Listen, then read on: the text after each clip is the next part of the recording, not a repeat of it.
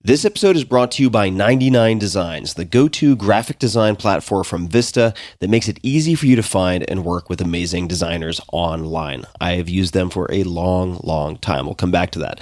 Longtime listeners of this podcast know just how much attention I pay to details, a lot of details, and how obsessively I approach all elements of my work, because often the small things end up being the big things, whether it's your logo, your business cards, even your email templates, think of my newsletters. All of these visual elements tell your customers who you are and what you're about, so it's worth sweating the details. I've been using 99 Designs for years now to ensure that many of my creative projects, whether big or small, are as cohesive, professional, and beautiful as possible. Most recently, you may have noticed, I've been working with a designer at 99 Designs to create distinct illustrations for my podcast episodes. You see them on Instagram and other places. I've developed a great relationship with the designer, and I intend to continue working with her for a long time. From logos to websites to packaging and books. I've also used 99 Designs for book designs and all sorts of illustrations. 99 Designs is the go-to creative resource to build your brand on any budget. Right now, my listeners can get $20 off plus a free $99 upgrade on their first design contest. A contest is a great way to get started and find the right designer for long-term work. You can also book a free design consultation with a brand expert at 99designs.com/Tim to receive personalized branding advice over the phone. Their hands-on team has helped thousands of business owners. It's a great way to get the most out of your experience with 99 Designs by Vista. Head to 99designs.com/Tim. That's 99designs.com/Tim for your discount and to sign up for a design consultation today. This episode is brought to you by Athletic Greens. I get asked all the time what I would take if I could only take one supplement. I've been asked this for years. The answer is invariably AG1 by Athletic Greens. I view it as all-in-one nutritional insurance, so you can cover your bases. If you're traveling, if you're just busy, if you're not sure if your meals are where they should be, it covers your bases. I've recommended it since the 4-Hour Body, which was, eons ago, 2010, and I did not get paid to do so. With approximately 75 vitamins, minerals, and whole food sourced ingredients, you'll be hard-pressed to find a more nutrient-dense formula on the market. It has a multivitamin, multi-mineral greens complex, probiotics and prebiotics for gut health, an immunity formula, digestive enzymes, and adaptogens. You get the idea. It is very comprehensive, and I do my best, of course, to focus on nutrient-dense, proper meals, but sometimes you're busy, sometimes you're traveling, sometimes you just want to make sure that you're getting what you need. AG1 makes it easy to get a lot of nutrition when whole foods aren't readily available. It's also NSF certified for sport, making it safe for competitive athletes, as what's on the label is in the powder. It's the ultimate all-in-one nutritional supplement bundle in one easy scoop. Right now, Athletic Greens is giving my audience a special offer on top of their all-in-one formula, which is a free vitamin D supplement and 5 free travel packs with your first subscription purchase. Many of us are deficient in vitamin D. I've found that true for myself, which is usually produced in our bodies from sun exposure. So, adding a vitamin D supplement to your daily routine is a great option for additional immune support. Support your immunity, gut health, and energy by visiting athleticgreens.com/Tim. You'll receive up to a year's supply of vitamin D and 5 free travel packs with your subscription. Again, that's athleticgreens.com/Tim. Optimal minimal. At this altitude, I can run flat out for a half mile before my hands start shaking. Can I ask you a personal question? Now would seem an appropriate time. What if I did the opposite? I'm a cybernetic organism, living tissue over a metal endoskeleton. Tim Ferriss Show. Hello, boys and girls, ladies and germs. This is Tim Ferriss, and welcome to another episode of The Tim Ferriss Show. My guest today is Dr. Michio Kaku. You can find him on Twitter at Michio Kaku. He is a professor of theoretical physics at the City College of New York, co-founder of string field theory, and the author of several widely acclaimed science books, including Beyond Einstein, The Future of Humanity, The Future of the Mind, Hyperspace, Physics of the Future, Physics of the Impossible, and his latest bestseller, The God Equation, subtitle, The Quest for a Theory of Everything. So we will have no shortage of things to discuss. He is the science correspondent for CBS This Morning, the host of the radio programs Science Fantastic and Exploration, and a host of several science TV specials for the BBC and the Discovery and Science channels. We will link to all of his social, including Facebook, Instagram, Twitter, in the show notes, but you can find him quite easily at Michio Kaku in most cases. And Dr. Kaku, welcome to the show. Thank you for taking the time. Yeah, glad to be on. I thought I would start by rolling the clock back to your childhood. And my understanding is you did not come from a wealthy family, far from it, but that you certainly found time to build things. And I was wondering if there were any notable examples or examples that come to mind that you could share with the audience. Well, you're right. Ever since I was a child, I knew that my parents were locked up during World War II in a relocation camp in California. Their assets were frozen. They were penniless when they were released from jail. And just because they were, Japanese Americans, even though they were citizens, they were both citizens of the United States. They were both born in California, for God's sake. So when I was a child, I realized that if I was to do anything in this world, I would have to do it myself. So when I was 8 years old, something happened which completely changed my life. I still remember everyone was talking about the fact that a great scientist had just died. And on the evening paper, all they showed was a picture of his desk. That's it. Just a picture of his desk with an open book. And the caption said, "The greatest scientist of our time could not finish this book." Well, I was fascinated by this story. Why couldn't he finish it? I mean, he could ask his mother, right? He could go to the library. I mean, he could just look it up. What was so hard that a great scientist could not finish that book? Well, I went to the library, and over the years, I began to find out this man's name was Albert Einstein. And that book was to be the theory of everything, the God equation, an equation perhaps no more than 1 inch long that would allow us to, quote, read the mind of God. Well, I was hooked.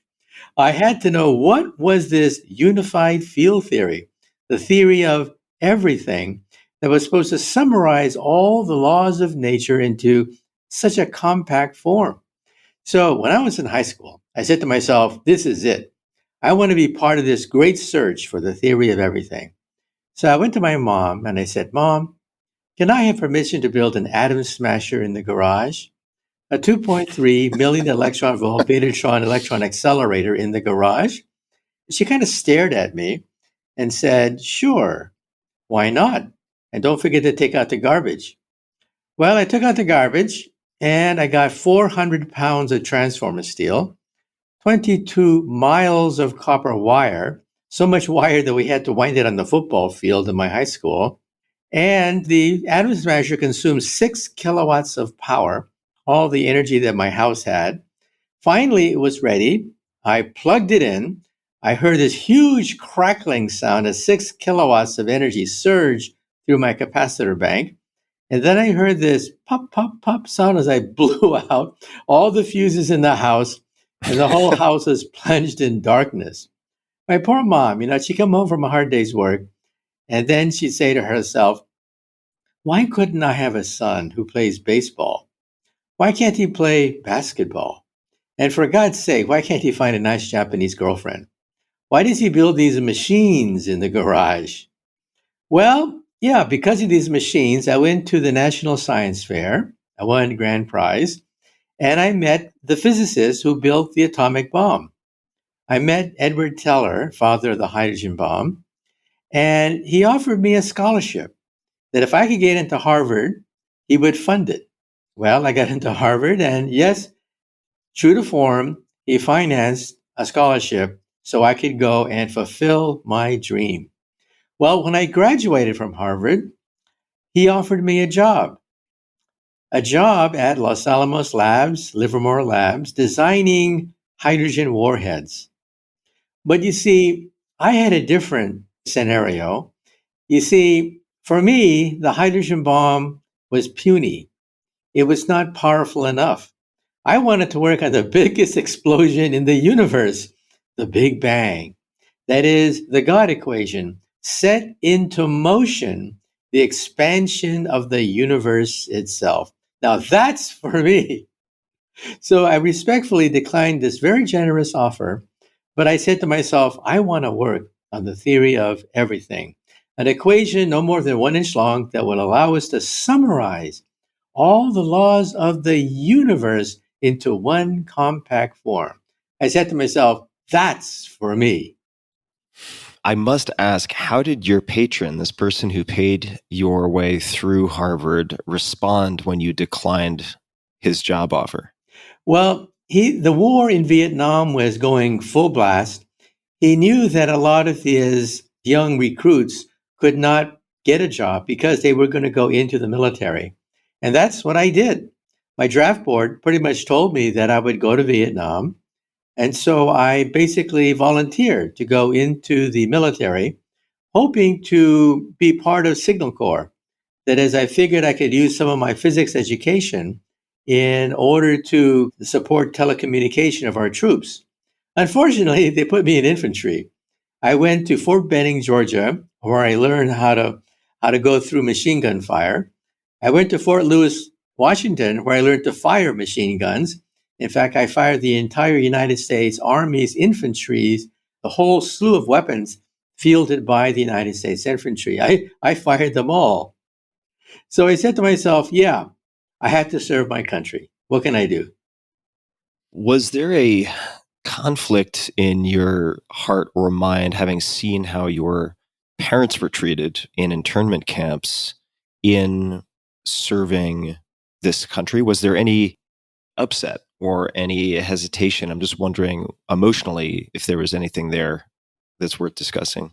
Not really, because I realized that what had happened during the war, well, let's face it, the United States was at war. And as a consequence, in wartime, people do strange things. And however, my parents' attitude was that, well, first of all, we have to make sure that it doesn't happen again. That if the war clouds start to rise again, we have to make sure that the locking up of huge sectors of the population, 100,000 Japanese Americans were locked up, that it wouldn't happen again. But my parents also believed that you shouldn't have a chip on your shoulder. You shouldn't hold it against the country because the country was, very kind and generous, made my education possible. And so you shouldn't hold a grudge. And the thing to do is to contribute to society. And that's what I decided to do, to contribute to society, not have a chip on my shoulder, and do good. You've really, in some respects, you've created many careers for yourself, but you've combined technical skill and fluency with communication. And I want to focus for a second on the technical side of things, because you mentioned that you asked your mom if you could build an atom smasher. And I think for a lot of people listening, they wouldn't immediately know what an atom smasher is. Were your parents technical? Did they have technical backgrounds? No, they barely got out of grade school with an education and as a consequence, they didn't have a clue as to what I was doing. They just knew that it sounded very scientific and it sounded important. And so they said, go for it. They were very encouraging. They said, go for it. Go as far as you can go. Was there anything that sparked that initial curiosity in the sciences? Well, there was this mystery. Curiosity is one of the great drivers of human behavior. Curiosity coupled with passion. Those, I think, are the two great ingredients that allow people to rise above poverty and rise above hardship, curiosity and passion. So I had a curiosity. I had to know what was in that book. Now, today, of course, I can read that book. I know exactly all the different incorrect avenues that Einstein was looking at in a desperate search, which he failed ultimately, to create a theory of everything. So curiosity is one thing that drove me, but also you have to have a passion. Curiosity by itself is not enough. You have to be able to pay your dues. You have to be able to sit down, learn the math, learn the physics, get up to a PhD so that you can become a professor. And so you have to have a passion that takes you all the way to the top. I've read in preparation for this conversation that you were fascinated with Isaac Asimov's Foundation trilogy as a child. I don't know if that's true. Please fact check me if that's incorrect. Did any particular sci-fi stand out to you as impactful or cultivating that passion and curiosity? Well, yes. You see, when I was 8 years old, I wanted to be like Einstein. But on Saturday mornings, I used to watch TV and I used to watch Flash Gordon on TV. And once again, I was hooked. I mean, starships, rocket ships, invisibility shields, cities underwater, cities in the sky. What's there not to love with Flash Gordon? But then over the years, I began to realize that the two passions of my life, that is, physics on one hand and the future on the other, were more or less the same thing. That if you understood physics, you understood what is possible, what is plausible, and what is simply impossible. So when I read science fiction, I begin to realize that if you have a background in physics, you can sort of put things into place. You know when certain technologies are going to go to fruition. You know when certain technologies will never happen. And it allows you to see into the future. So those are the two things that I do. On one hand, I work on the unified field theory, the God equation, the theory of everything. But I'm also a futurist. That is, I look to see what trends will take us into the next 5, 10, 100 years, 1,000 years into the future. And so watching Flash Gordon really impressed upon me that if you know physics, you know the outlines of the future. Not totally, of course, because we make mistakes, but you know what is possible, what is plausible, and what is impossible. I have many questions to follow up that answer, and we're going to also veer into trends and a few related questions, and I'll ask you about physics of the future. But first, I wanted to go back to Harvard for a moment and to ask you if it's true that for a stint, at least, you studied philosophy, and if so, if you could describe that experience. Well, I was very practical. I knew that you have to have plan B. If plan A doesn't work out, what are you going to do for plan B? You see, for Einstein, and I studied his life very carefully, in fact, even wrote a biography of Einstein, I realized that, well, he made enemies of his faculty. He would cut classes a lot because he knew the material already. He was way ahead of everyone, but he cut class. The professors hated that. So he got horrible letters of recommendation. So he had to go to plan B, which is become a menial worker. He applied for a job selling life insurance. Can you imagine opening the door one day and there's Albert Einstein trying to sell you life insurance? And he finally got a job as a low-level clerk at the patent office in Bern, Switzerland, from which he could launch the greatest revolution of modern times, relativity, which gives us the atomic bomb, gives us computer technology, lasers, gives us the power of the sun, in fact. And so he had plan B and take a low-level clerical job. Well, I had to have plan B too. So I said to myself, why not learn computer technology? Computers were just beginning to surface, and Stanford University was not too far away. When I grew up there, it was all apple orchards and alfalfa fields and farm workers. But yeah, Stanford was slowly rising, and you could learn how to program computers. And so I said to myself, that's what I'm going to do for Plan B. But I was also interested in philosophy. But I still remember a quote from Einstein, and that philosophy, he said, is sort of like honey, that at first it's delicious and tastes great, but then you realize there's nothing really there. It's not going to show you the future. It just tastes good. And so he decided that, well, yes, he will learn philosophy. It'll guide him to a degree, but it's not going to pioneer new branches of science. Philosophy is how you sort of like look at the entire terrain of physics. So yeah, Einstein was a philosopher, but he realized he could not make a living doing philosophy. Now, do you think that there are certain branches of philosophy or types of philosophical questioning or thought exercises that will become more practical in the sense that, for instance, if we look at the trolley problem and autonomous cars, sort of programming machines to behave in certain ways if they have to choose between hitting, say, 4 people in their 80s versus 2 school children on the other side of the road or something like that. Are there types of philosophy or branches of philosophy that one might view as more practical or interesting than others, at least from your perspective? There are 2 areas of philosophy that I found interesting. One is epistemology, that is the theory of knowledge. What is true, what is false, and what is knowable? And that gets us unto the question of God. That is God knowable? Can you prove the existence of God? So I was fascinated by that question. Can you prove or disprove the existence of God? And then I began to realize that there are certain things outside of science. Science is what is testable, reproducible, and falsifiable. But certain things are beyond that cannot be tested, that cannot be reproduced. For example, the existence of God. So I think that 1,000 years from now, people will still be debating whether or not God exists because it's not a provable statement. Like, for example, the unicorn. Can you prove or disprove the existence of unicorns? And the answer is no.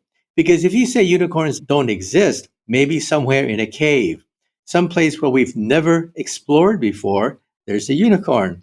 So it is impossible to disprove the non-existence of unicorns. And the same thing with God. God is also not a provable statement. So 1,000 years from now, we'll still be debating the existence of God because there's no proof, no definitive proof one way or the other that can prove or disprove the existence of God. Another example, I was at a party once where somebody came up to me and said that she was Cleopatra. She was the reincarnation of Cleopatra. Well, I got into a conversation, asked her some simple questions about the history of Cleopatra, and she got all the answers wrong. And I said to myself, aha, she's not really Cleopatra at all. But then she came back at me and left me floored. She said, the history books are wrong. Why do I know that? Because I am the reincarnation of Cleopatra. You can't believe the history books. And I was stumped. At that point, I realized that that's a statement that's not provable. Therefore, it is outside the boundary of science. Do angels exist? Well, maybe not. But it's outside the boundaries of what science can test. Because if you say there's no such thing as angels, maybe they just are in a place that you haven't looked. So that was one area that I found interesting, epistemology, the limits of what is testable, what is reproducible, and what is falsifiable. The other thing that was interesting to me was the question of human thought. Is it possible to build a robot that can think like a human? And then I read about the work of Alan Turing, the founder of artificial intelligence theory, the guy who helped to win World War II by breaking the German code. And sadly enough, even though he was a hero, it was top secret because the British had to keep code breaking secret. And he basically committed suicide toward the end of his life. There was a police raid, and the founder of artificial intelligence theory turned out to be gay. And he was put on trial. He was forced to take hormones, and he went crazy, and he committed suicide.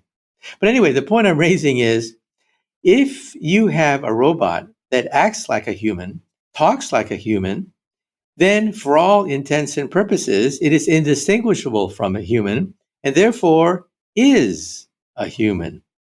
Now that really set me into motion because here was a very concrete test that you could make as to whether or not something is human. In other words, if it looks like a duck, quacks like a duck, and waddles like a duck, maybe it is a duck. Maybe it is indistinguishable from a duck. If you hold to that philosophy, then you come to the realization that one day we will create humans out of the laboratory because it'll be asymptotically indistinguishable from a human. Now, right now, it's pretty easy to tell that something is a robot. You ask it a simple question, it gets the answer wrong. So bingo, you know that it's fake. But one day, it'll be so close to us that it will be indistinguishable from us. In which case, maybe artificial intelligence is really possible. Here's another example. Science is getting to the point where we can digitize everything known about you. For example, all of Einstein's papers, lectures, notes can be digitized, and I would love to talk to Einstein. I'd love to sit down and talk to a robot that has digitized all of Einstein's memoirs and videotapes and what have you, everything that's known. And so then that becomes, at some point, indistinguishable from Einstein himself. And so, in other words, it may be possible that the soul of a human might be digitized because we're getting closer and closer to creating things that are indistinguishable from people. In other words, this gives us digital immortality. You can live forever, of course, as a computer program, but you can live forever because your memories, your personalities will allow you to talk to your great, great, great, great grandkids, and your great, great, great, great grandkids will be able to talk to you because your computer program is indistinguishable from who you are. So these are philosophical questions that I think are actually quite interesting. How do you think of burden of proof in the sense that while it may be impossible to prove the non-existence of unicorns, the sort of current expanse of human exploration has of yet not turned up any unicorns. So in terms of choosing what to believe or not believe, and I know some scientists will say, I believe in the data, right? And that's their kind of stock response. But reality seems to be, at least in real life, messy around the corners. How do you think of burden of proof, whether it's, say, unicorns or something like time travel? Well, first of all, if you take a look at detectives, are detectives scientists? Detectives have data, but you see, scientists like to create experiments. They like to redo the experiment many, many, many times so that something is reproducible, falsifiable, and testable on demand. A detective is in a situation where the crime has been committed. You cannot recreate the crime. You can approximate the crime, but you cannot recreate the crime. It's not testable, may not be falsifiable, but is it a science? Well, then you have to realize that most of physics is a detective story, that the Big Bang happened 13.8 billion years ago. It happened in the past. It was the crime. And so you begin to realize that all of science is in some sense not testable because you cannot recreate the Big Bang. You cannot test aspects of the Big Bang. You only have the remnants of what happened after the Big Bang 13.8 billion years ago. And as a consequence, you have to be a little bit humble, realizing that there are limits to what we can do in the laboratory because we cannot recreate cosmic events like the creation of the Earth, the creation of the sun, and the creation of the universe. But we do what we can with the physics that we are given. Now, you mentioned something else. What was that again? That pushed the boundaries of what we can do? I guess the underlying question was just around how you think of burden of proof. And the part of the reason that term came to mind is, and I know we're jumping around and that's okay. In an interview from 2003 in Scientific American, you had said about 10 years ago, meaning 1993, if you were a serious physicist talking about time travel, you'd be laughed out of the scientific establishment. So I wanted to ask you what had happened post 1993 that had made that less the case. And it seemed, at least I have a line here, and please fact check this. Originally the burden of proof was on physicists to prove that time travel was possible. Now the burden of proof is on physicists to prove there must be a law forbidding time travel. And I found that very interesting. And I was just wondering if you could kind of expand on how you think about wrapping one's head around something like time travel and whether it is possible or impossible. Well, it used to be, of course, that we have a giggle factor in physics, that if you talk about higher dimensions, you talk about time travel, most physicists would simply giggle and eyes would roll up in the heavens and they'd shake their head. Well, they don't do that anymore. Physicists like Stephen Hawking have taken these things very seriously. You see, after the war, Einstein's roommate at the Institute for Advanced Study, he had an office right next to Einstein, Kurt Gödel, found the first solution of Einstein's equations, which allowed for time travel. Time travel. In other words, if the universe rotated, and then you rotated around the universe and came back, you could come back yesterday. You could come back before you left, which of course is time travel. Now, Einstein, of course, was horrified by this. He said in his memoirs that we can eliminate this possibility for physical reasons, i.e., the universe expanded, the universe did not spin. If the universe spun, then time travel would be commonplace. Well, since then, we have found hundreds of solutions of Einstein's equations in which time travel is a possibility. For example, if I have a black hole or something similar to a black hole, a very dense star, and it rotates, it does not collapse to a dot. It collapses to a ring. And if you fall through the ring, you wind up in a parallel universe. These are legitimate solutions of Einstein's equations, found in 1963, in fact, by mathematician Roy Kerr. And it means that we have to take it seriously. And then Stephen Hawking jumped into the game, and he came up with the chronology protection hypothesis. And that is, there must be a law of physics preventing time travel. Okay, that was a challenge. He challenged the world of physics to find a law that once and for all would disprove the existence of a time machine. Well, what happened? Nobody could find such a law. And so Hawking was forced to admit that, well, maybe time travel is possible because there's no law preventing it. Well, now we have wormholes. In fact, string theory, which is what I do for a living, is full of wormholes. You can't move in string theory without bumping into a wormhole someplace. And a wormhole is the looking glass of Alice. Alice stuck her hand through the looking glass, and her hand wound up on the other end of forever in Wonderland. Well, that looking glass is the black hole. A spinning black hole collapses not to a dot, but to a ring. That ring is the looking glass of Alice.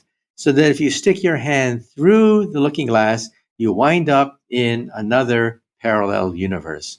And this gives us, therefore, a new way of looking at the Big Bang.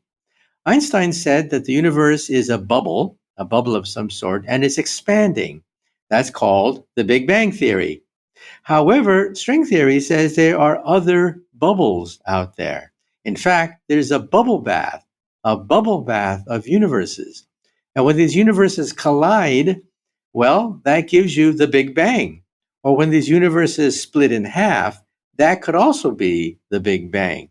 And so we realize that there's a multiverse of universes out there, some of which make time travel possible. Now, the next question that people often ask me is, if there's this bubble bath of universes, parallel universes, then is Elvis Presley still alive in one of these parallel universes? And the answer is possibly yes. That if you are dead in one universe, you are not necessarily dead in a twin universe. That people who have perished in one universe may keep on living in another universe. Now, this sounds crazy, right? But it goes by a name, quantum physics. We physicists telling people that some of their loved ones could still be alive in another parallel universe, we tell them, get used to it. This is called quantum physics. Now, of course, to visit these parallel universes would require technology far beyond anything we can muster. So don't think you can visit Elvis anytime soon. But it does mean that, well, yeah, these universes are possible. Just a quick thanks to one of our sponsors, and we'll be right back to the show. This episode is brought to you by Wealthfront. Did you know if you missed 10 of the best performing days after the 2008 crisis, you would have missed out on 50% of your returns? Don't miss out on the best days in the market. Stay invested in a long-term automated investment portfolio. Wealthfront pioneered the automated investing movement, sometimes referred to as robo-advising, and they currently oversee $20 billion of assets for their clients. Wealthfront can help you diversify your portfolio, minimize fees, and lower your taxes. It takes about 3 minutes to sign up, and then Wealthfront will build you a globally diversified portfolio of ETFs based on your risk appetite and manage it for you at an incredibly low cost. Wealthfront software constantly monitors your portfolio day in and day out, so you don't have to. They look for opportunities to rebalance and tax loss harvest to lower the amount of taxes you pay on your investment gains. Their newest service is called Autopilot, and it can monitor any checking account for excess cash to move into savings or an investment account. They've really thought of a ton. They've checked a lot of boxes. Smart investing should not feel like a roller coaster ride. Let the professionals do the work for you. Go to wealthfront.com/Tim and open a Wealthfront investment account today, and you'll get your first $5,000 managed for free for life. That's wealthfront.com/Tim. Wealthfront will automate your investments for the long term, and you can get started today at wealthfront.com/Tim. I want to double click on time. Let's talk a bit more about time. And actually, before we get to time, because that's understandably a pretty big subject, could you just define what you mean by parallel universe? Well, take two sheets of paper and put them side by side so that they are parallel to each other, and then get a pencil and just stick a pencil right through both sheets of paper. That pencil is the wormhole. It's a gateway. It's a gateway connecting two separate universes. And guess who came up with this idea? It was Einstein himself in 1935. In 1935, Einstein was playing with black holes, mathematically, of course, and realized that if you took two black holes and stuck them together back to back, if you fell into one funnel, you would go blasting out the other funnel. So today we call them wormholes, or in this case, white holes. A black hole is this ultimate vacuum cleaner. Everything gets sucked into this vacuum cleaner called the black hole. But where does that stuff go? We're not sure. But in one theory, is blown out the other end as a white hole. And so this white hole is connected to the black hole through this gateway. And the gateway is a wormhole. And this gateway, in turn, may be a passageway to another universe, a passageway to a distant point in your same universe, or perhaps even a gateway into the past. And so time travel can no longer be totally ruled out. It's something that we physicists actually study now. I'm looking at the cover of one of my books, and the cover is The Order of Time by Carlo Rovelli, who is an Italian physicist. I think he does a lot of work in quantum gravity, if I'm recalling correctly. And in one of his presentations, video presentation, I remember him holding two different hand watches, one above his head and one down by his waist, and saying something to the effect, and I'm paraphrasing here because I'm not technical, I don't have any physics chops, but he said that effectively time unfolds at different speeds at these different heights due to different gravitational effects and so on. I'm curious if there are any statements or characteristics of time that you can mention that might be counterintuitive or seem otherworldly to people who are listening, just because I think you're in a better position than I am, certainly. Well, most people think that time beats at the same rate, so that 1 hour on the Earth is 1 hour on the moon is 1 hour in outer space. But that's not true. It turns out that if you were in a rocket ship orbiting the Earth, like in a GPS satellite, time can actually slow down a bit or actually speed up, depending upon how fast you are moving. So when you use your cell phone to calculate where you are located on the Earth, that cell phone has to calculate Einstein's theory, the general theory and the special theory of relativity, to calculate exactly what time it is, because it depends on how fast you move. In general, the faster you move, the slower time beats. So twins, one of our astronauts was a twin, went into outer space. When the twin came back, most people assume that they were still the same age. Nope. The twin that went into outer space is actually younger, slightly younger by a fraction of a second than his twin on the Earth. Now, on the moon, time beats faster on the moon. So if I have a clock on the moon, it beats a little bit faster than a clock on the planet Earth. A clock on Jupiter would beat a little bit slower than a clock on the Earth. And this is not science fiction. We measure this. In fact, we use it for the GPS system. So when a Pentagon general fights a war, the war depends on Einstein's theory of general relativity and special relativity, or else the troops wind up too late to fight that war because their clocks are all wrong. So Newton, of course, thought that time was like an arrow. 1 second on the Earth is 1 second on the moon, is 1 second throughout the universe. 12 o'clock is 12 o'clock everywhere in the universe. Einstein comes along and says, not so fast. Time is a river. It's a river that can speed up and slow down so that time beats faster on the moon than it does on the Earth. Time in outer space on a rocket ship beats slower than time on the Earth. A clock on Jupiter beats slower than a clock on the Earth. And we measure it. That's why we have the GPS system. And then we can even go one step beyond that. The river of time can have whirlpools in the river of time, and can fork into two rivers. And that allows us to resolve the time travel paradoxes. When you go backwards in time and meet yourself as a child, and you kill yourself as a child, how can you survive as an adult when you just committed suicide in the past? This is the grandfather paradox. How can you still be alive if you killed your ancestors? Well, there's a way around it. And that is, if the river of time forks into two rivers, and in one river, Abraham Lincoln was assassinated at Ford Theater. He died. But if the river of time forks and you jump stream and you're now on this other river, you can save Abraham Lincoln from being assassinated at the Ford Theater.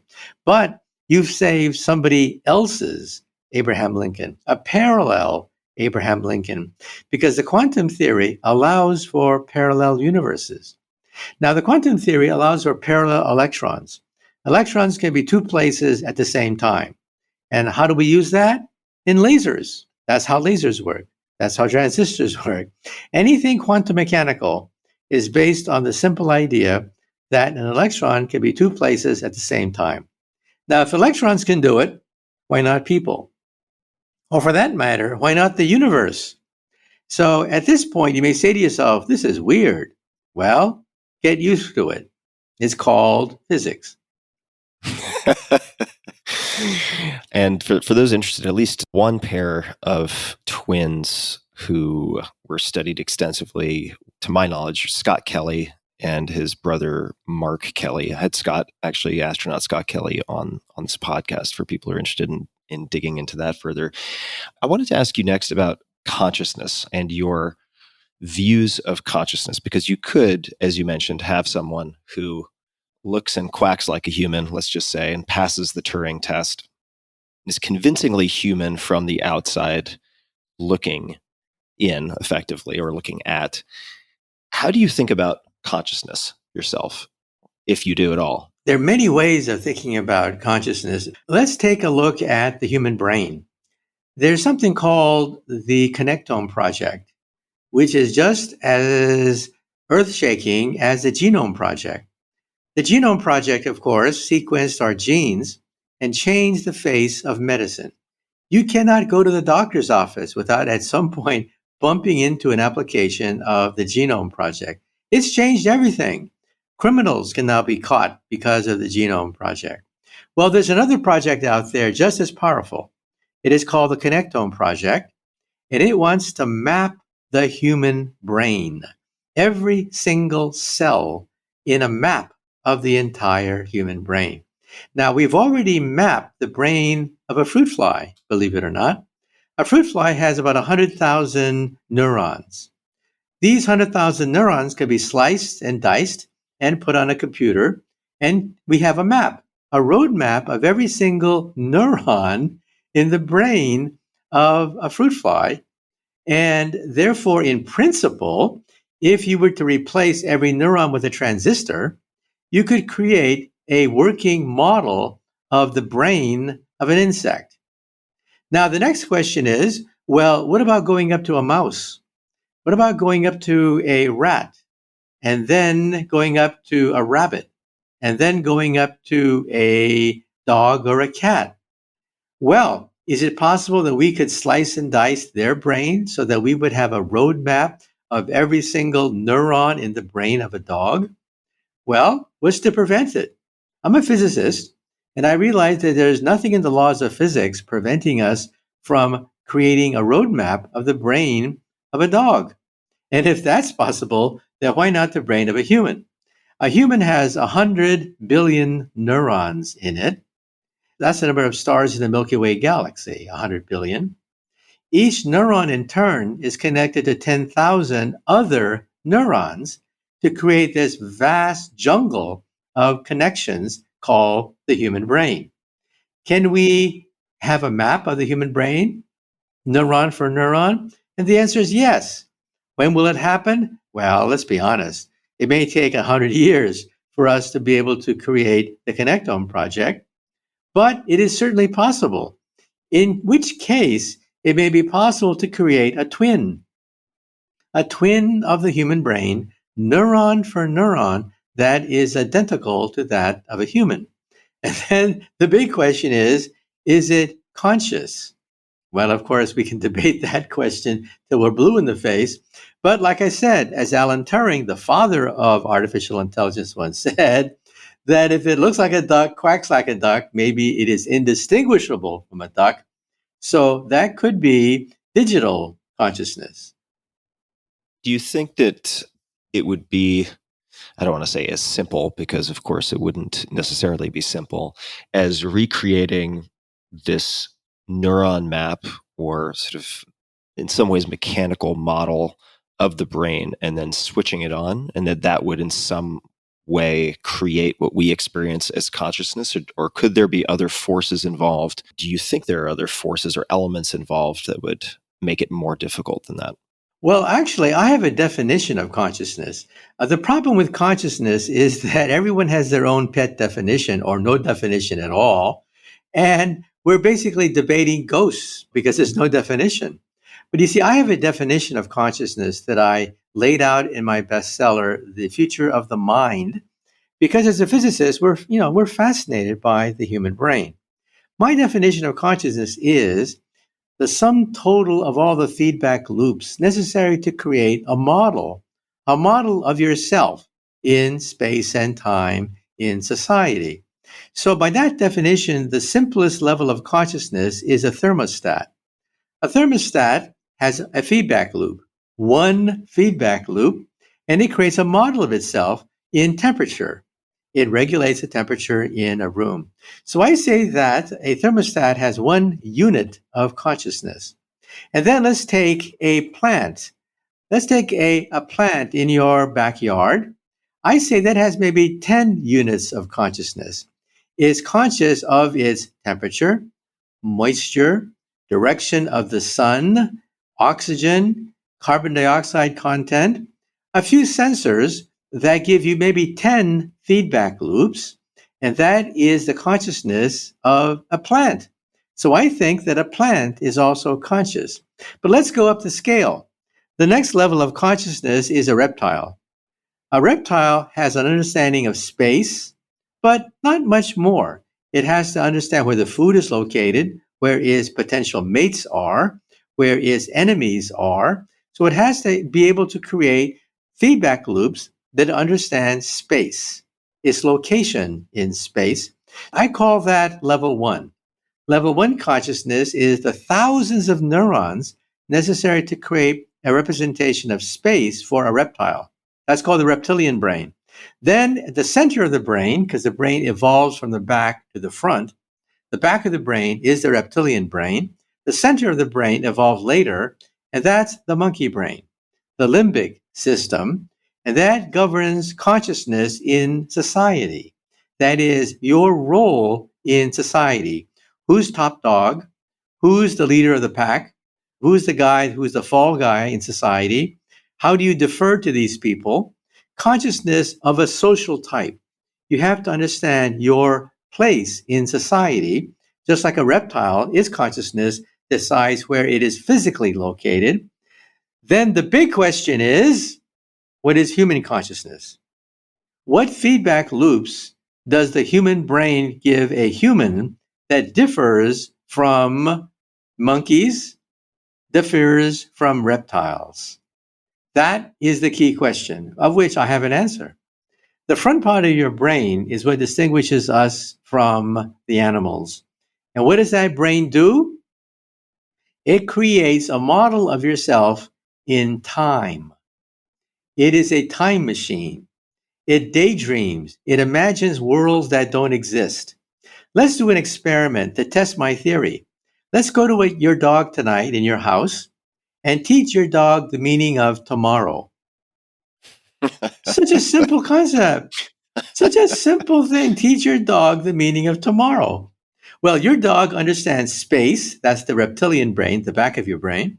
Your dog understands society. That is the society of dogs. That's the center of the brain. But the front of the brain, the prefrontal cortex, is not well developed in dogs. Dogs do not daydream, to the best of our knowledge.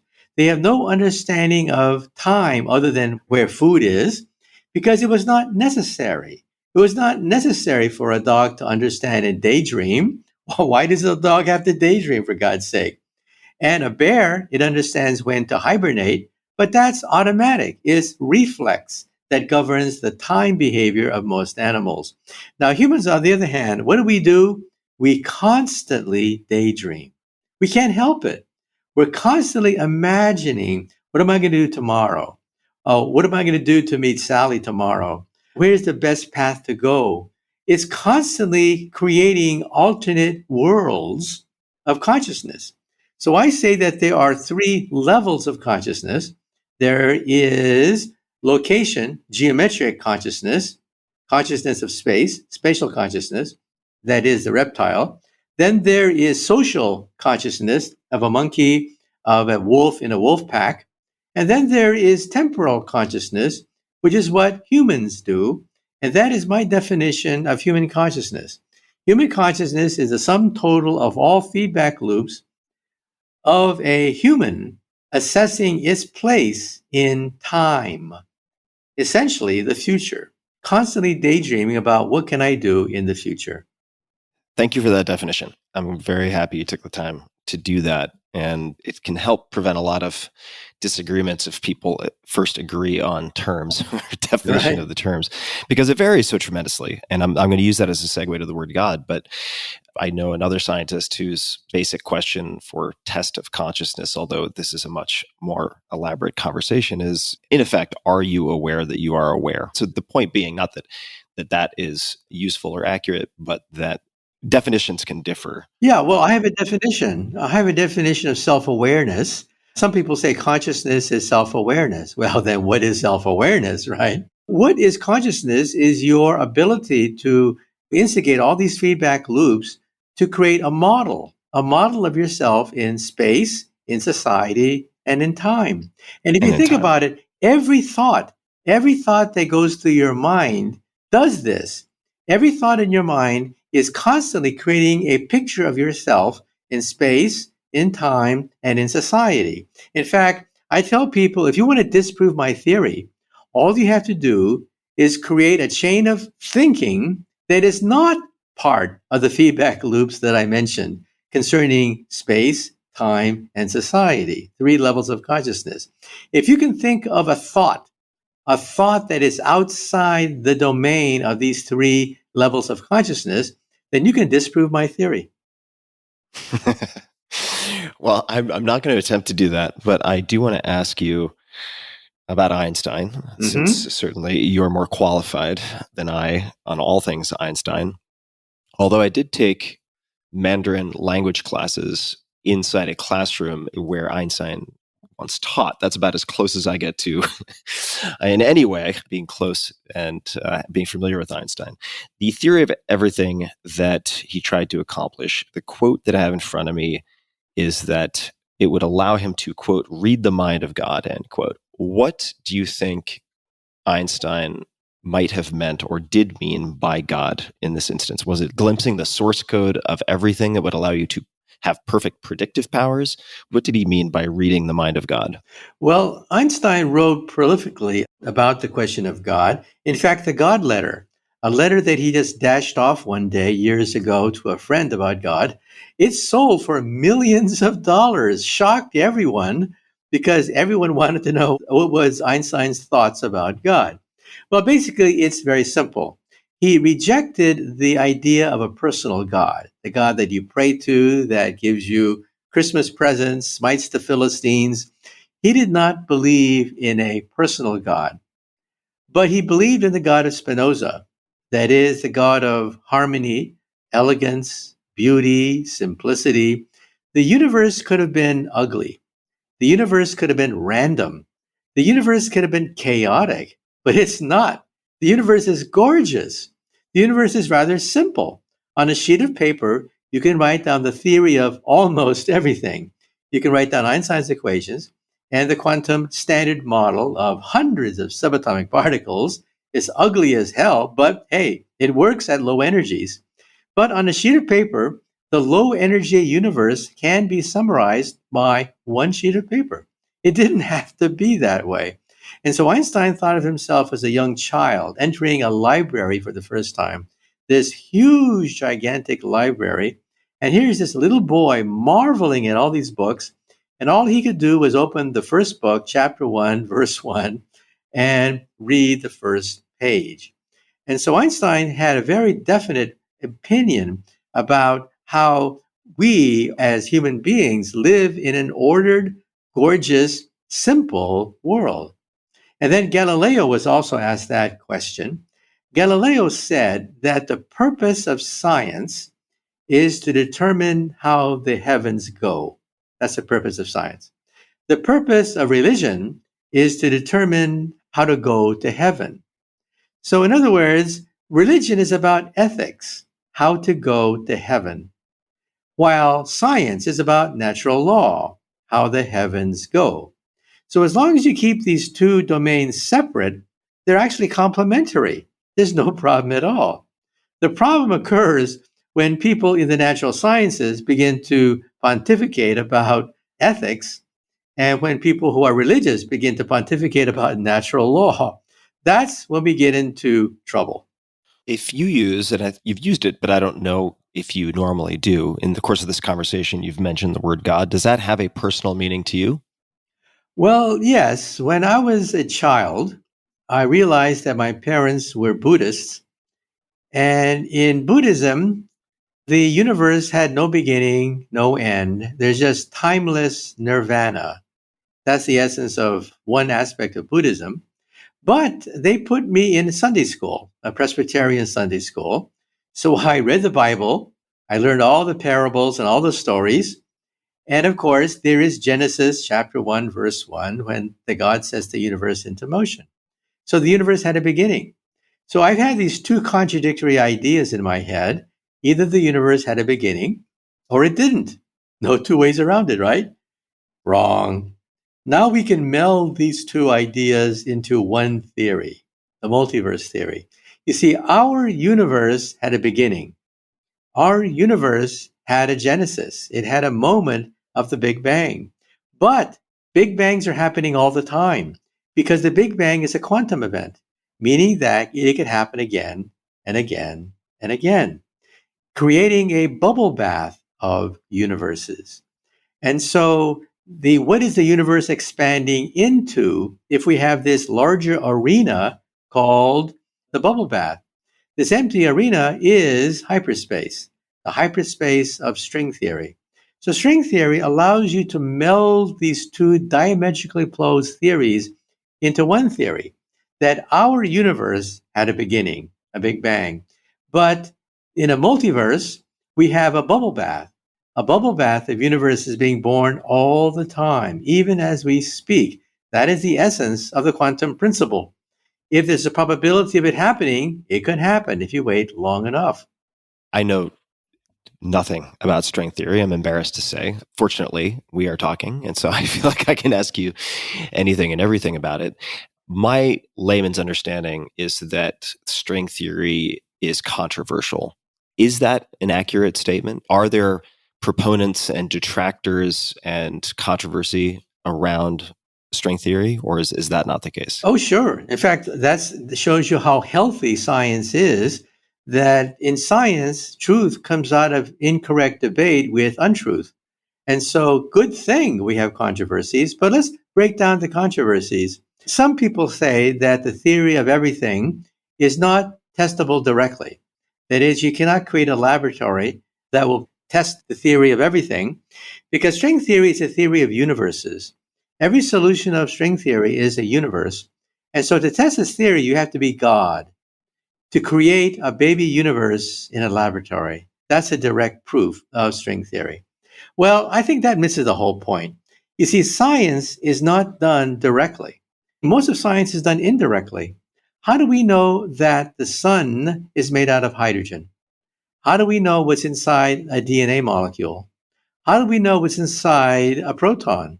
I mean, we've never been to the sun, but how do we know these things? Because we look for echoes from the sun called sunlight. We look for echoes from life called DNA. So in other words, we have indirect proof of these things. And in my book, The God Equation, I give five indirect proofs of string theory. The first indirect proof is, well, it happened just a month ago outside Chicago. At Fermi Laboratory outside Chicago, they found a crack, the first crack in the standard model of particles. As I mentioned, the standard model is an ugly theory, but it works. At low energies, you cannot deny that the universe obeys the laws of the standard model, the quantum theory. But eventually it must fail, because the theory is so ugly that only a mother could love it. It has 36 quarks and antiquarks, 3 identical generations of particles, 20 free parameters that you can adjust any way you want. It's horrible, but it works. So we found the first crack, meaning that there's a fifth force out there, beyond gravity, beyond the nuclear force, a fifth force out there, which could be the next octave of a vibrating string. String theory may give you the next theory beyond the standard model. Next, LISA is a satellite that the European Space Agency is funding, which will give us baby pictures of the infant universe. It's a gravity wave detector in outer space that'll pick up gravity waves from the instant of creation, giving us baby pictures of the infant universe as it's coming out of the womb. And maybe, just maybe, we'll find evidence of an umbilical cord connecting our infant universe as it emerges from the womb to a parent universe in the multiverse of universes. That's well within the cards as the European Space Agency and NASA launch LISA into orbit in the coming years. Next, we have dark matter. What is the universe made of? Well, atoms, right? Wrong. Most of the universe is not made of atoms. Most of the universe is made out of dark matter, and we're clueless to understand what is dark matter. It holds the galaxy together. It's invisible. That's why it's so hard to prove. But no one's been able to determine what it is. String theory predicts what dark matter is. It again is the next octave. The next octave of the vibrating string is dark matter, which makes up most of the invisible universe. Then next, the Japanese, the Chinese, and the Europeans are laying the groundwork for the next generation of atom smashers, much bigger than the one that I built when I was in high school. And we hope to find evidence of the fifth force by creating particles that are only seen beyond the standard model. And then the fifth testable way to prove the theory is to look for deviations from Newton's laws of gravity. Newton's laws is based on the idea of the inverse square law. If you double the distance away from a star, gravity goes down by a factor of 4. But why 4? Why not 8? Why not 16? Because we live in a three-dimensional world. The world is three-dimensional. But string theory says, nope, the world is 11-dimensional. And we are a three-dimensional bubble floating in a much larger 11-dimensional nirvana. So what is nirvana? Nirvana is 11-dimensional hyperspace. And what is our universe? A bubble, a 3-dimensional bubble floating in nirvana, which is expanding, and that's called the Big Bang Theory. Anyway, so we're looking for deviations from Newton's laws of gravity, which could then clinch the existence of these higher dimensions. So these are 5 experimental ways that we can test string theory. So let's say, flashing forward, that the God equation is, I don't know if the correct term would be solved for, but that we arrive at the answer. The quest for a theory of everything comes to an end. What are the possible applications? Because I'm sure that there are people listening, just to step into their shoes, who are saying, this is incredibly fascinating. I could listen to this and explore this for many, many more hours. But I'm worried that in 20 or 30 or 50 years, due to climate change, we will not have the luxury of pursuing these types of questions. What are some of the applications? What are the outcomes? Well, some of the greatest philosophical questions of all time, what happened before creation? Is time travel possible? Cannot be answered using the standard model. Einstein's equations break down at the instant of the Big Bang, at the center of a black hole. All the interesting questions, well, they break down at the point where string theory starts. This is called the Planck energy, 10 to the 19 billion electron volts. That's the energy of the Big Bang. And Einstein's equations fail at that point. That's where string theory comes in. For example, what happened before the Big Bang? If string theory is correct and there's a multiverse, we now can say what happened before the Big Bang. The Big Bang was the collision or the splitting of universes. And we hope to get pictures verifying this picture with LISA, a satellite to be launched into outer space with funding from the European Space Agency and from NASA. And so that's one application, is to define what happened before creation. Is there really a multiverse? And what's on the other side of a black hole? Well, most theories say that a black hole is a dot of infinite density. Anything falling into this dot will die. But that's the old picture. We don't believe in that anymore, because these black holes are all spinning rapidly. And a spinning black hole collapses to a ring, not a dot at all, but a ring. And if you fall through the ring, you wind up in Alice's looking glass. The ring is a wormhole. But are wormholes stable? If you watch Star Trek, you realize that one of the problems with wormholes is that sometimes they collapse on you. So you're halfway through the wormhole and whoops, it collapses on you and cuts you in half. Well, the stability of wormholes can be calculated with string theory. String theory is a theory of everything, including wormholes, and we should be able to calculate the stability of these wormholes. And then time travel. Is time travel possible? Well, as I mentioned, Einstein's equations do allow for time travel, but how stable are they? That is, when you enter the time machine, will it blow up? Hawking thought so. Hawking redid the calculation, showed that time travel is possible in Einstein's equations, but, and this is a huge but, as soon as you enter the time machine, it blows up. Well, it blows up because, again, of quantum corrections. But string theory allows you to calculate these quantum corrections, not speculate about them. He speculated that they are infinite, but maybe they're finite, in which case you can go backwards in time and visit yourself as a child. And then perhaps the greatest application of all is the fact that the universe is dying. Physics is the ultimate death warrant for our universe. Physics says, the law of thermodynamics says, the second law, says that in a closed system, everything must eventually rust, decay, fall apart, and die. In other words, trillions of years from now, the universe will consist of dead black holes, dead neutron stars, and the temperature will be near absolute zero, and we'll all freeze to death. This is called the Big Freeze. And it seems that the laws of physics are a death warrant for the universe. But you see, there's a loophole here. In a closed system, the universe must die. But you see, maybe the universe is not a closed system. maybe there are wormholes, which means that the universe is an open system, and the second law of thermodynamics does not apply for open systems. And so what do we do? Trillions of years from now, we'll be so advanced that we'll be able to play with the Planck energy, create wormholes to order, and create a lifeboat, an interdimensional lifeboat that we can flee into and go to another, younger, warmer universe and start all over again. In which case, we'll have yet another universe to mess up.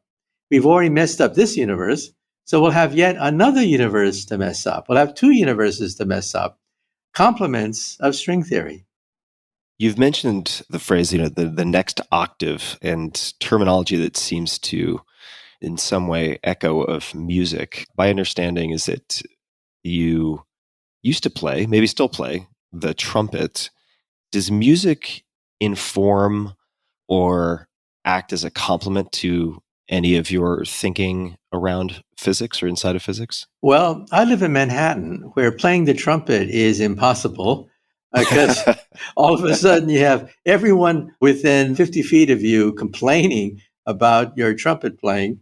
And so I had to give up playing the trumpet, unfortunately. That's a sacrifice of living in Manhattan. But you see, there's a joke. The joke is that you put four mathematicians together, and what do you get? A string quartet.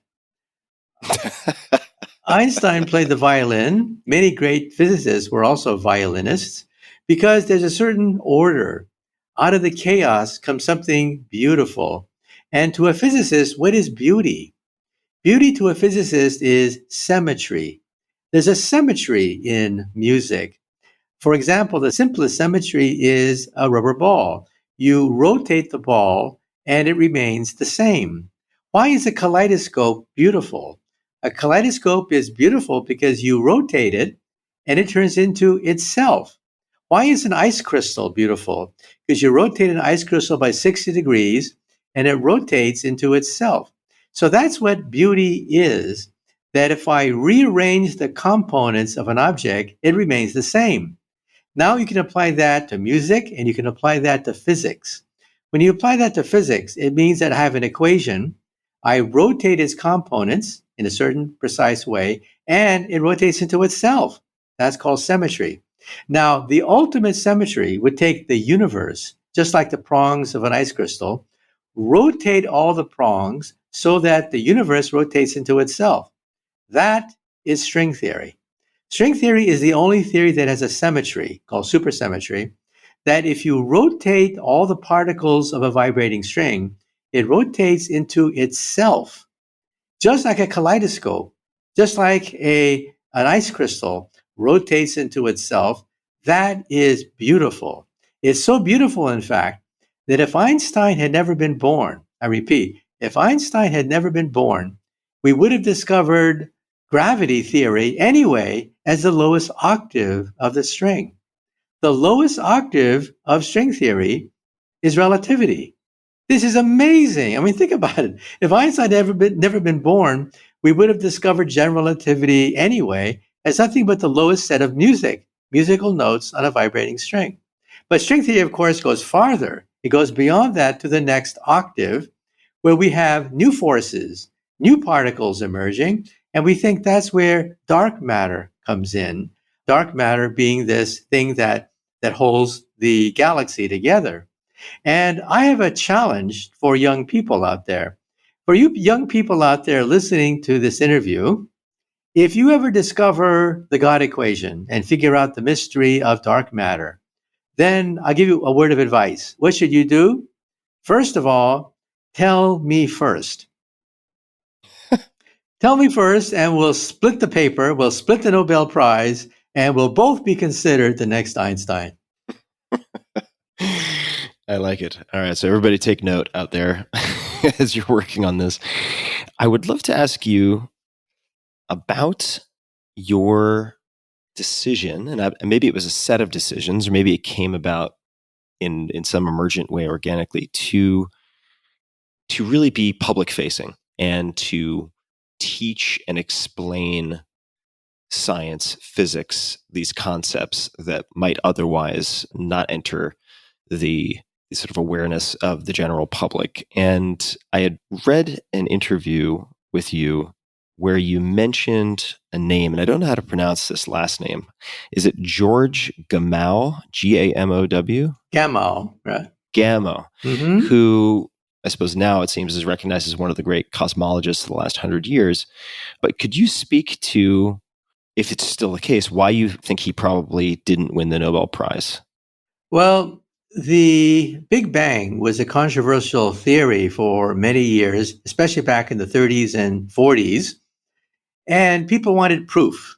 Show me the beef. What's the proof that there was this explosion out there? And then George Gamow and his students had this idea that if there was a Big Bang, it was very hot and it exploded, but it cooled down. And we should be able to measure that temperature even today. It should be the temperature of outer space. The temperature of outer space should be the embers, the afterglow of creation itself, which is a measurable quantity. Well, they did the calculation and they came out with the fact that the universe today should be about 5 degrees above absolute zero, okay? Which is awfully close to the real value, which is 2.7 degrees Kelvin.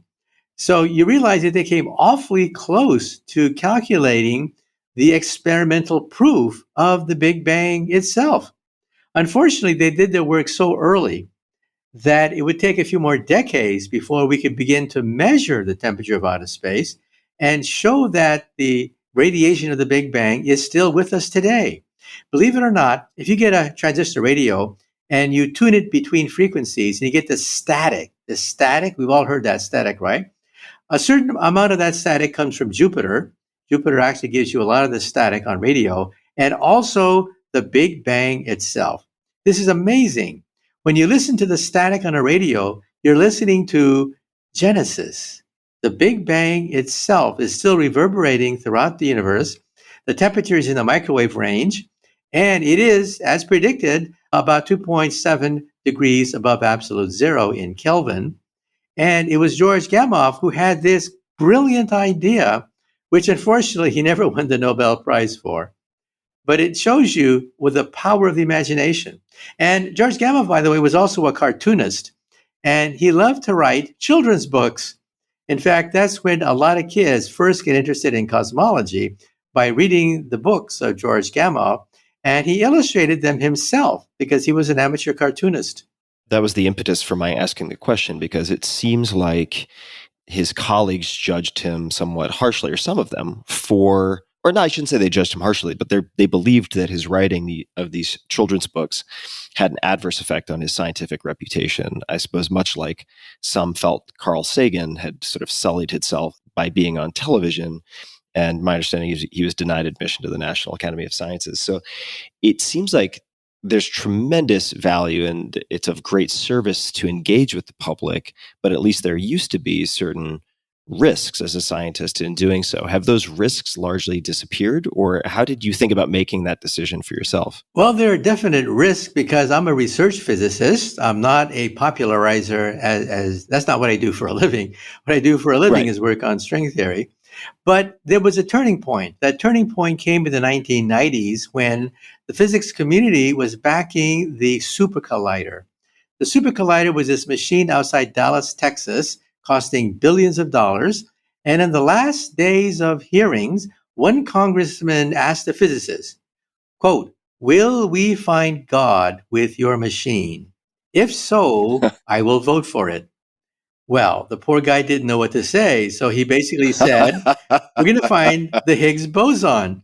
Well, you could hear the jaws hit the floor of the United States Congress.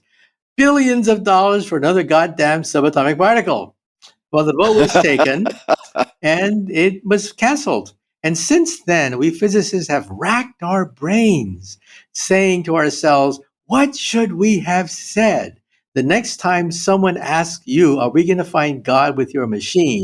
If so, I will vote for it. Well, I would have said this. I would have said, God, by whatever signs or symbols you ascribe to the deity, this machine, the Super Collider, will take us as humanly possible to his greatest achievement, Genesis. This is a Genesis machine. It will recreate on a small scale the greatest event in the history of the universe, its birth. Unfortunately, we said Higgs boson and the machine was canceled. But the moral of the story is that unless you engage the public, they're not going to give you tax money to do your research. See, during the Cold War, we physicists had to say just one word to the United States Congress to get our next atom smasher. All we had to do was say, Russia. And then Congress would whip out the checkbook and say, how much? Well, those days are gone. We physicists have to sing for our supper now. We can't just go to Congress and assume they're going to fund our next atom smasher. I mean, come on, give me a break. It's the European Union which built the Large Hadron Collider, and we were more or less bystanders as the Europeans took the lead in physics. So the Mecca, the Vatican of physics, is now in Geneva, Switzerland, not in Dallas, Texas, because we didn't know how to answer that question. Will we find God with your machine? But there's another reason why I got interested in popularizing science. When I was 8 years old, as I mentioned, I was fascinated by this book that Einstein couldn't finish. So I went to the library because I knew there was going to be lots of stuff in that book.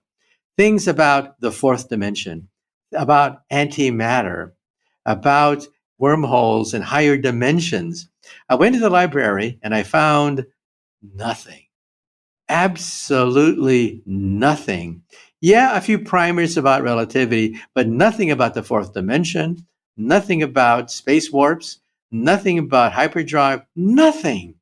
And then I said to myself, when I grow up and I become a theoretical physicist, I want to write books for myself as an 8-year-old kid. I want to be able to explain the most advanced concepts to an 8-year-old child, because that's how old I was when I got hooked on physics. And today, sure enough, 8-year-old kids email me and they say that, yes, my books are the first introduction they've had to things that normally they see in a science fiction movie. But of course, it's real science, not science fiction, that they hunger for. Because once you put down a science fiction book, you realize it's entertainment. I mean, give me a break. It's entertainment. It's not the universe at all. But when you learn physics, you learn that some of the things that you find in science fiction are, in fact, the cutting edge of physics. In fact, my favorite quote from Arthur C. Clarke is that any sufficiently advanced technology is indistinguishable from magic. That is a great quote. So I want to actually use another quote from a science fiction author to frame a question. And so this quote, which is often used and abused in all sorts of ways, but it's from William Gibson, or more accurately, I think it is actually pulled from Neuromancer, but it may be a William Gibson quote, which is along the lines of, the future is already here, it's just not evenly distributed.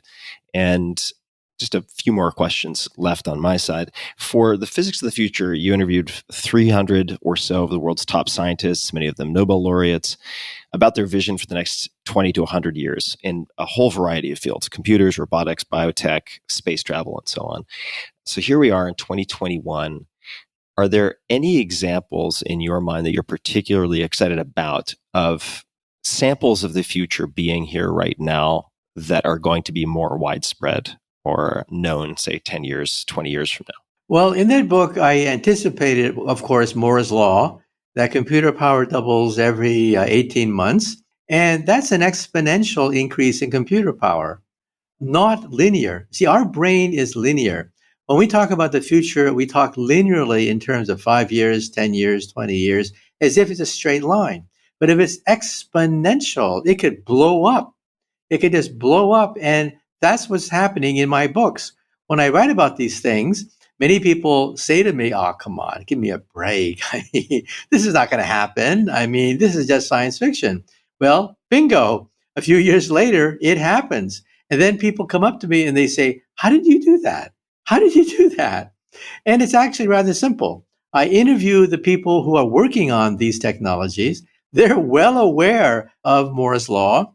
And as a consequence, their time frame is much different from the average person's time frame. Look at the Genome Project.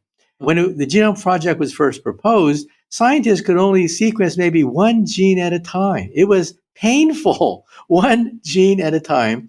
And the idea of sequencing 3 billion base pairs was just out of the question.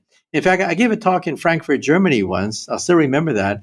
A scientist stood up and said, "Your predictions are all wrong. There's no way the human genome completely sequenced by 2020? Come on, it's not going to happen." And he just ranted and raved because he said, "I sequence these genes. I know how long it takes to sequence one gene." Well, guess what? Even before 2020, we sequenced the entire genome, and now you can do it for a few $100. I mean, who would have thought? Because our brain is linear. It is not exponential.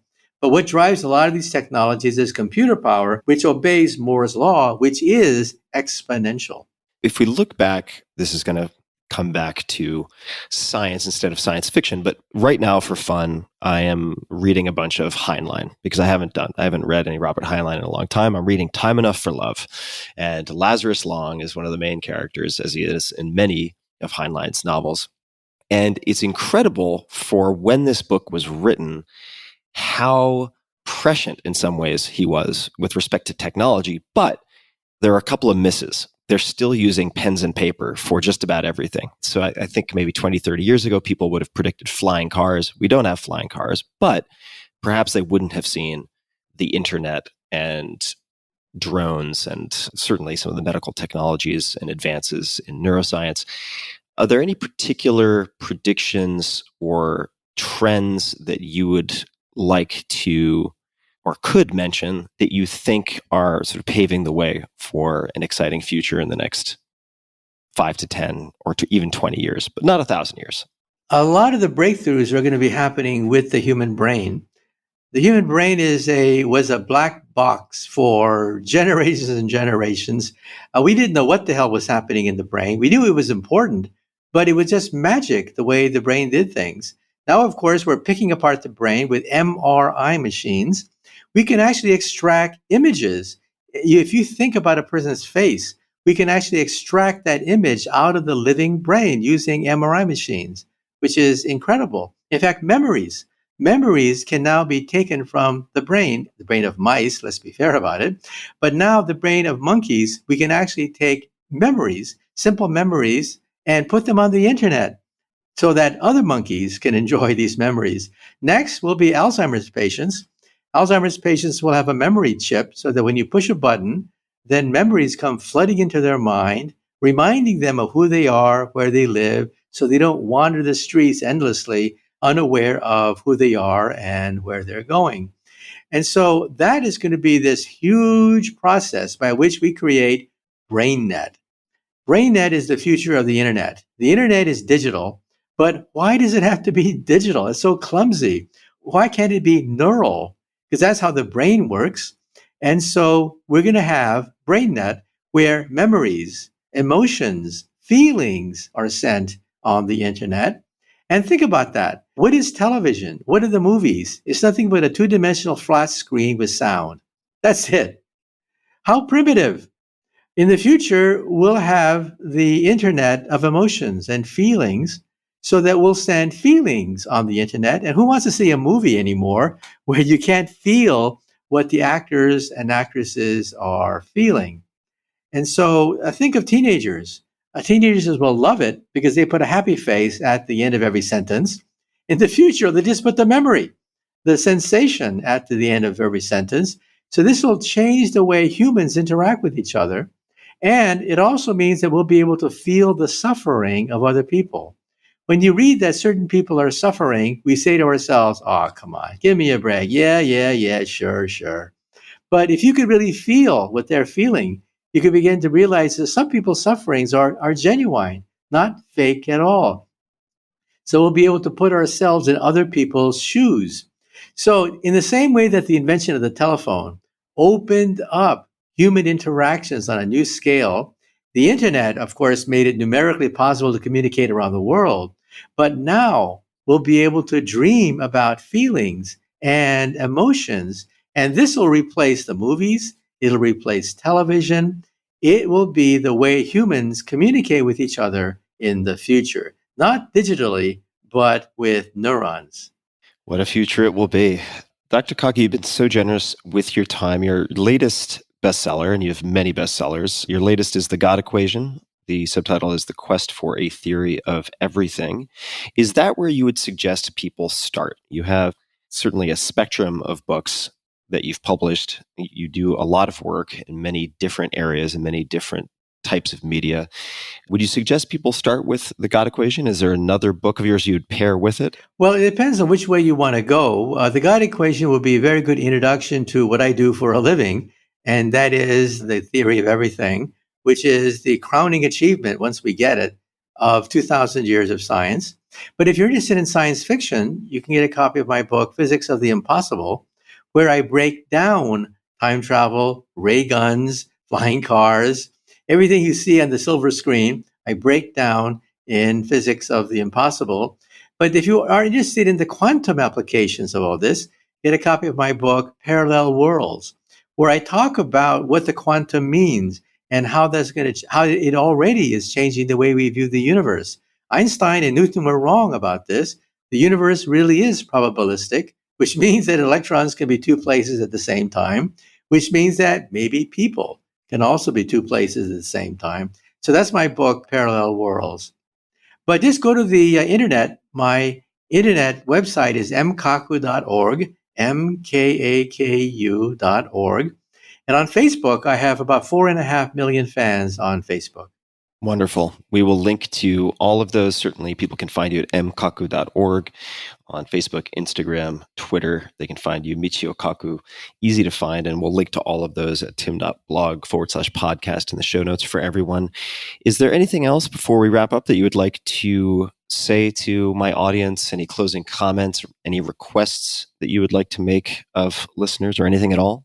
No, I think pretty much we've covered everything. By the way, my favorite Einstein quote is that if a theory cannot be explained to a child, then the theory is probably worthless, meaning that all great theories are based on simple principles, which are pictorial, principles that even a child can visualize.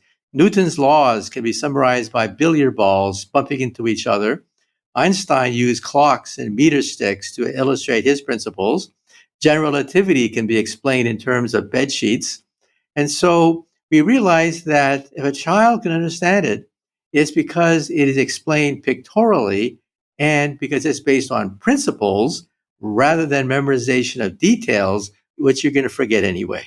That is a great place to wrap up and a great place to end. And I think you do an excellent job of not just popularizing science, but taking complex subjects and reducing them to principles and painting pictures in a way that enable people to understand. So I thank you for your work. And I also thank you for the time. This has been incredible fun. So thank you very much. Yep. And my other motto is, if it ain't fun, don't do it. That's a great pairing. That is an exceptional pairing. Thank you so much, Dr. Kaku. I really appreciate your time today. Okay, my pleasure. Hey guys, this is Tim again. Just one more thing before you take off, and that is 5 Bullet Friday. Would you enjoy getting a short email from me every Friday that provides a little fun before the weekend? Between 1.5 and 2 million people subscribe to my free newsletter, my super short newsletter called 5 Bullet Friday. Easy to sign up, easy to cancel. It is basically a half page that I send out every Friday to share the coolest things I've found or discovered or have started exploring over that week. It's kind of like my diary of cool things. It often includes articles I'm reading, books I'm reading, albums perhaps, gadgets, gizmos, all sorts of tech tricks and so on that get sent to me by my friends, including a lot of podcast guests. And these strange esoteric things end up in my field, and then I test them, and then I share them with you. So if that sounds fun, again, it's very short, a little tiny bite of goodness before you head off for the weekend, something to think about. If you'd like to try it out, just go to tim.blog/Friday. Type that into your browser, tim.blog/Friday. Drop in your email, and you'll get the very next one. Thanks for listening. This episode is brought to you by Athletic Greens. I get asked all the time what I would take if I could only take one supplement. I've been asked this for years. The answer is invariably AG1 by Athletic Greens. I view it as all-in-one nutritional insurance, so you can cover your bases. If you're traveling, if you're just busy, if you're not sure if your meals are where they should be, it covers your bases. I've recommended it since the 4-Hour Body, which was, eons ago, 2010, and I did not get paid to do so. With approximately 75 vitamins, minerals, and whole food sourced ingredients, you'll be hard-pressed to find a more nutrient-dense formula on the market. It has a multivitamin, multi-mineral greens complex, probiotics and prebiotics for gut health, an immunity formula, digestive enzymes, and adaptogens. You get the idea. It is very, very comprehensive. And I do my best, of course, to focus on nutrient-dense, proper meals, but sometimes you're busy, sometimes you're traveling, sometimes you just want to make sure that you are getting what you need. AG1 makes it easy to get a lot of nutrition when whole foods aren't readily available. It's also NSF certified for sport, making it safe for competitive athletes, as what's on the label is in the powder. It's the ultimate all-in-one nutritional supplement bundle in one easy scoop. Right now, Athletic Greens is giving my audience a special offer on top of their all-in-one formula, which is a free vitamin D supplement and 5 free travel packs with your first subscription purchase. Many of us are deficient in vitamin D. I've found that true for myself, which is usually produced in our bodies from sun exposure. So, adding a vitamin D supplement to your daily routine is a great option for additional immune support. Support your immunity, gut health, and energy by visiting athleticgreens.com/Tim. You'll receive up to a year's supply of vitamin D and 5 free travel packs with your subscription. Again, that's athleticgreens.com/Tim. This episode is brought to you by 99 Designs, the go-to graphic design platform from Vista that makes it easy for you to find and work with amazing designers online. I have used them for a long, long time. We'll come back to that. Longtime listeners of this podcast know just how much attention I pay to details, a lot of details, and how obsessively I approach all elements of my work. Because often the small things end up being the big things, whether it's your logo, your business cards, even your email templates, think of my newsletters. All of these visual elements tell your customers who you are and what you're about, so it's worth sweating the details. I've been using 99 Designs for years now to ensure that many of my creative projects, whether big or small, are as cohesive, professional, and beautiful as possible. Most recently, you may have noticed, I've been working with a designer at 99 Designs to create distinct illustrations for my podcast episodes. You see them on Instagram and other places. I've developed a great relationship with the designer, and I intend to continue working with her for a long, long time. From logos to websites to packaging and books. I've also used 99 Designs for book designs and all sorts of illustrations. 99 Designs is the go-to creative resource to build your brand on any budget. Right now, my listeners can get $20 off plus a free $99 upgrade on their first design contest. A contest is a great way to get started and find the right designer for long-term work. You can also book a free design consultation with a brand expert at 99designs.com/Tim to receive personalized branding advice over the phone. Their hands-on team has helped thousands of business owners. It's a great way to get the most out of your experience with 99 Designs by Vista. Head to 99designs.com/Tim. That's 99designs.com/Tim for your discount and to sign up for a design consultation today.